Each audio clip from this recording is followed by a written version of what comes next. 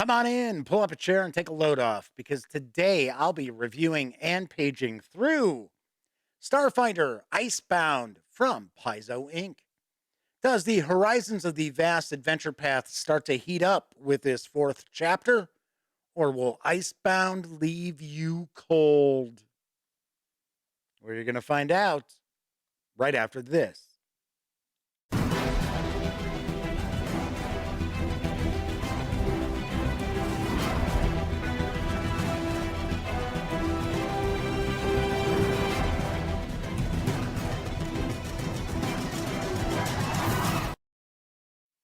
Howdy, howdy, howdy, gang. Welcome once again to the Duct Tape Studios. I'm Jeff McAleer, your host here at the Gaming Gang channel. As I mentioned in the open, today I'll be reviewing and paging through Starfinder Icebound from Paizo Inc. This is the fourth installment in the Horizons of the Vast adventure path, and it's written by Jason Tondro. This 64-page softcover carries an MSRP of $22.99, and you can get it in PDF for $15.99. So let's swing on over to the other camera because here I've got Starfinder Icebound. Few things real quick before we dive on in. First off, the fine folks over at Paizo Inc. were kind enough to provide me with this review copy, but neither I nor anyone else affiliated with the Gaming Gang has received any other sort of compensation for me to share my thoughts about this adventure with you. These days, it's important that you know that. Also, I'm going to stay picture in picture up here. So that means that I'll be actually cutting off a little bit of the upper left portion as we page through. Speaking of paging through, we're not going to look at each and every page, but I do want to give you a really good feel for what's in this Adventure Path chapter as I share my thoughts about it as well. Of course, as with any of my reviews, nothing's scripted out. It's all pretty stream of consciousness as I talk about the adventure itself. So let's take a look at the back here. A Different World, now streaming on Peacock. A distress beacon from the desolate tundra sends the PCs on a mission into the biting cold. Once they rescue the survivors of a crash from an off-world menace, the PCs trace the threat to the gas giant Widana 6, where a swarm colony slumbers amid the icy clouds. Can they defeat the waking creatures before they contact the larger hive mind? And then, of course, it's going to tell us what's in this volume, which, of course, we're going to actually see. So let's jump on in. So, as par for the course with any Starfinder Adventure Path chapter, we have a new starship. So this is the Thunderstone. It is an Amber Mariner, which is a sleek kind of starship that's designed for the rich and elite. So we have the stat block and everything there. And then we also have the deck plans. And these will be important because this is actually the ship that is going to be discovered with the distress signal. So you're actually going to be using these deck plans in the adventure.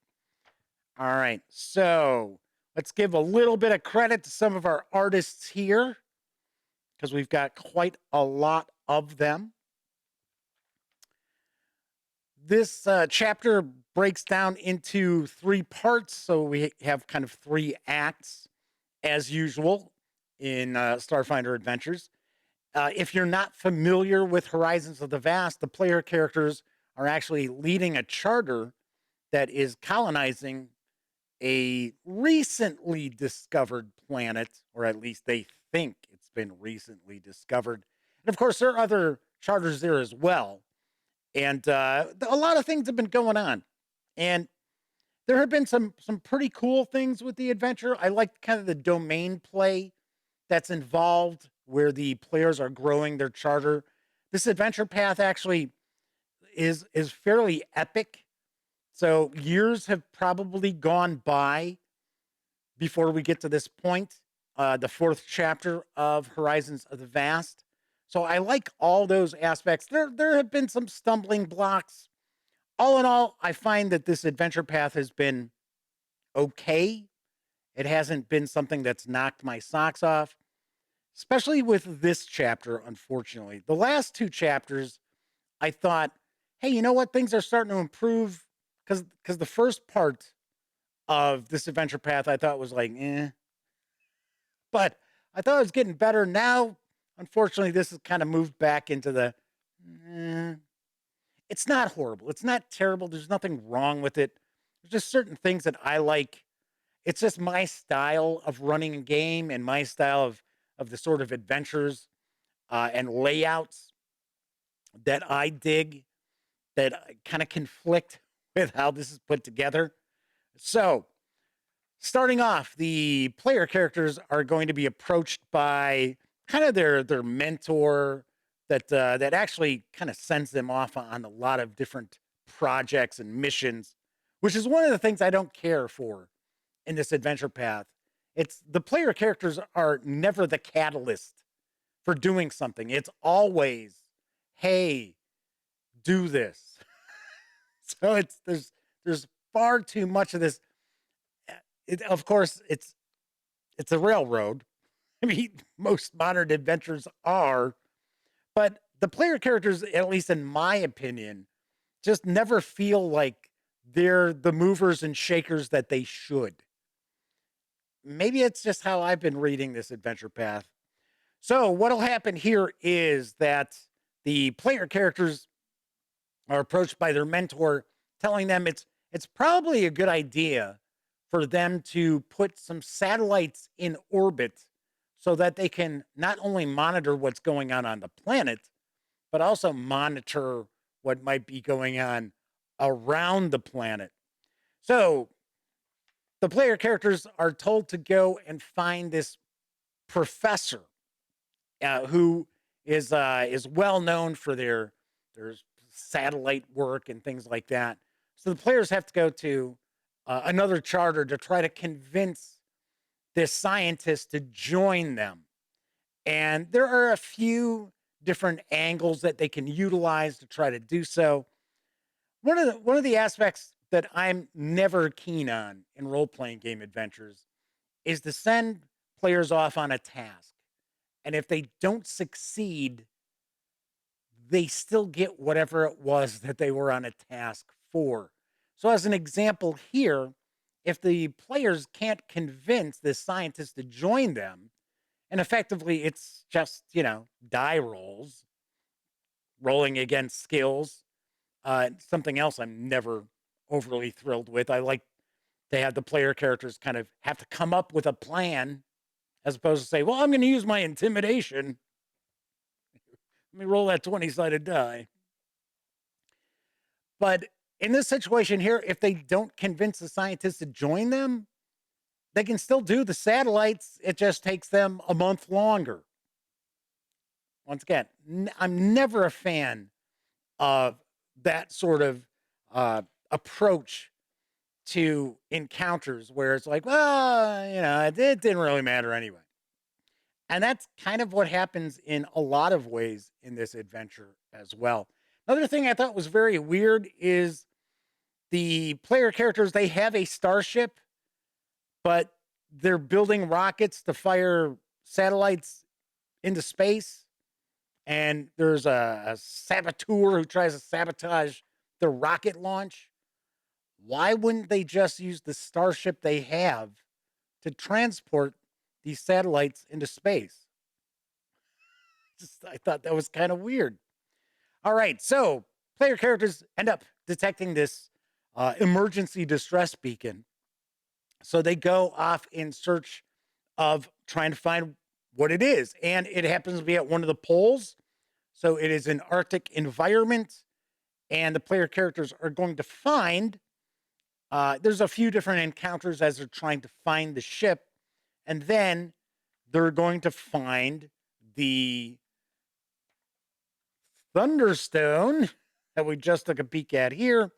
And on board the Thunderstone is a survivor who is holed up against a creature from the swarm. And the swarm are kind of the big bads that I've seen so far in the Starfinder cosmos.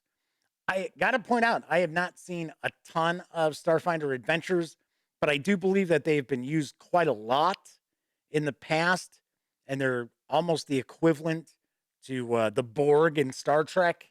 They kind of assimilate everything, and they have a hive mind, and the individuals have really no individuality.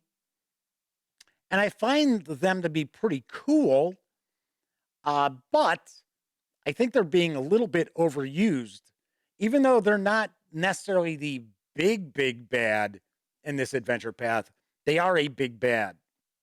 So hopefully the player characters are able to defeat this creature, and you get a little bit of an alien vibe going on as the creature's kind of hunting and stalking the player characters. Another aspect that I wasn't too keen on is it's basically explained to you the first two times the player characters encounter the creature to fudge die rolls. Don't allow the player characters to kill the creature in the first two encounters. Well, if that's the case, why go through any combat encounter anyway? If you're just going to fudge it, why don't you just kind of role play out the encounter, and then when you get to the big climactic battle with the creature, well, then you can worry about rolling dice. I thought it was a very strange approach, and wasn't too keen on it. Now I got to point out this adventure is fine. It's okay. It's just I was hoping that this adventure path was really going to take off, like the Pathfinder Strength of Thousands adventure path that Sammy Y has reviewed. She thought it was fantastic. It's her favorite adventure path ever for Pathfinder. And on the other hand, we have this kind of so Starfinder adventure path. So what happens is the player characters find out that not only is the Thunderstone a spy ship for the Vescarium, they also find out that there are Swarm who are slumbering on a nearby planet that is in the system. And they set off to destroy this colony of the Swarm. And essentially, this just kind of breaks down into a lot of just set piece battles. There are some cool creatures that are part of the Swarm. We'll get into the bestiary in just a second. But once again, it just kind of boils down to it's just a big fight scene, which has essentially been how every chapter of this adventure path has pretty much played out. Is everyone ends with a fight of some sort. So we get into the kind of background info. So we get Directive 9, which is the like espionage arm of the Vescarium.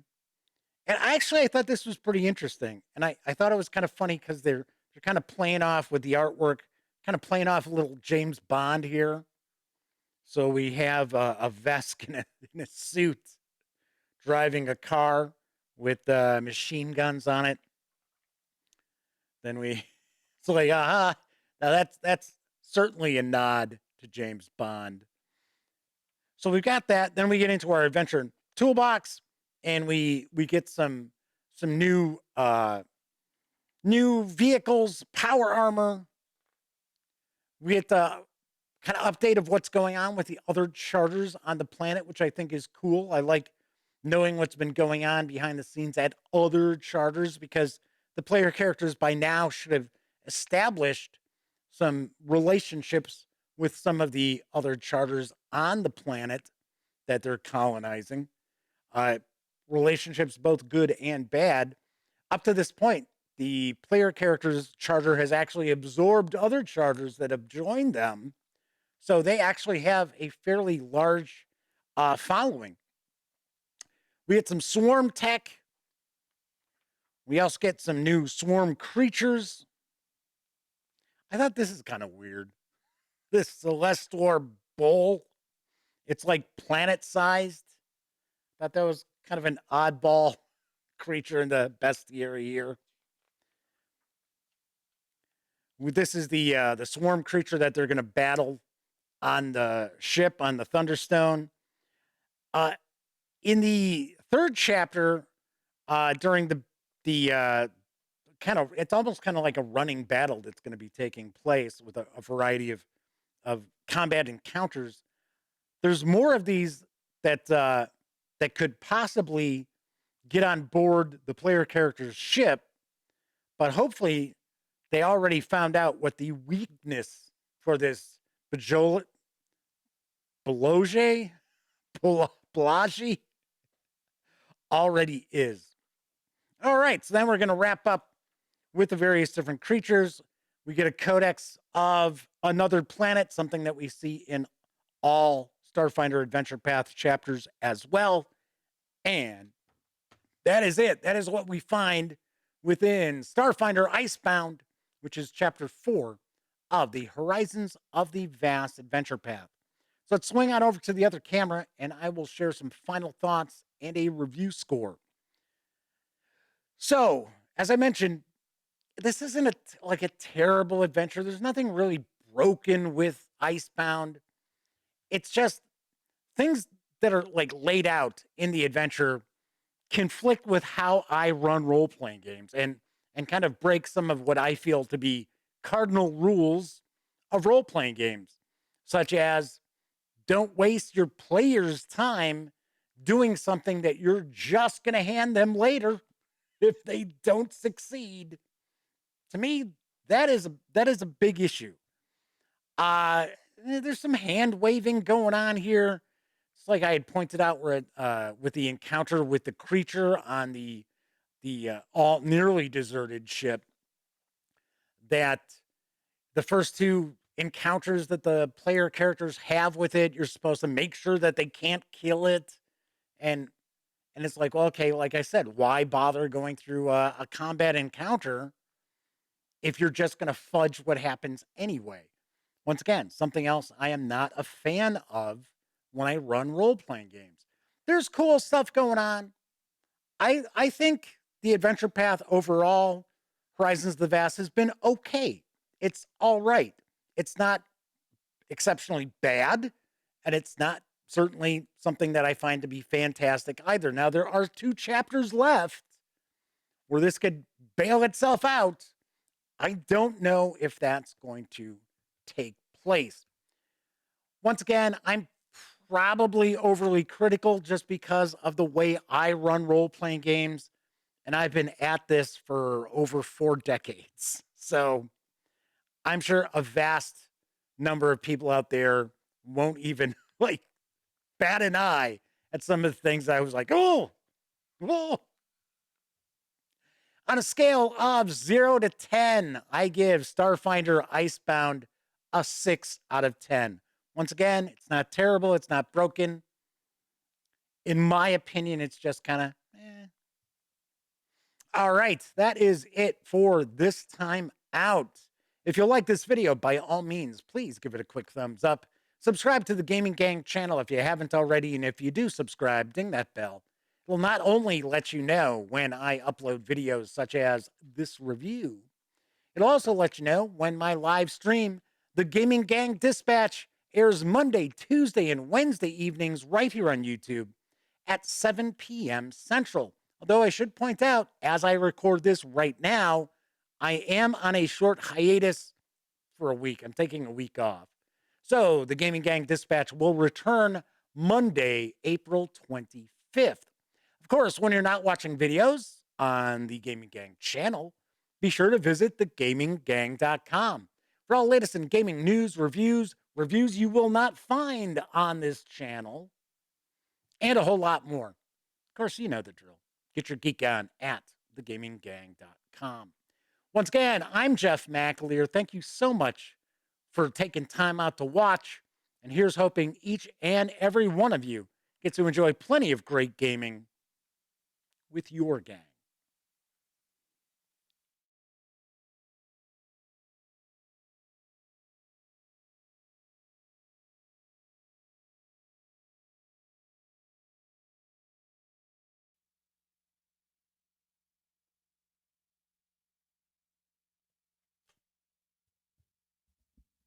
Oh, hey, you're still here. Well, if that's the case, by all means, subscribe to the Gaming Gang channel by clicking right here. Check out the latest episode of the Gaming Gang Dispatch, or find out what YouTube recommends you check out from the channel. And of course, once again, I'm Jeff McAleer. Thanks for watching.